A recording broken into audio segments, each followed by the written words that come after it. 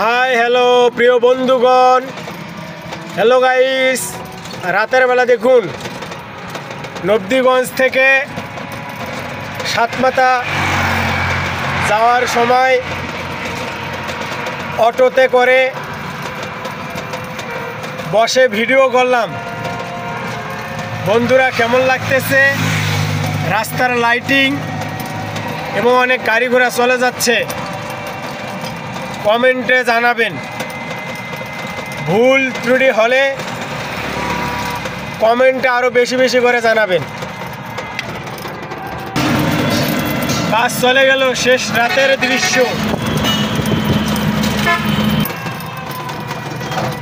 প্রিয় বন্ধুগণ, দেখুন লাইটিং কত সুন্দর লাগে।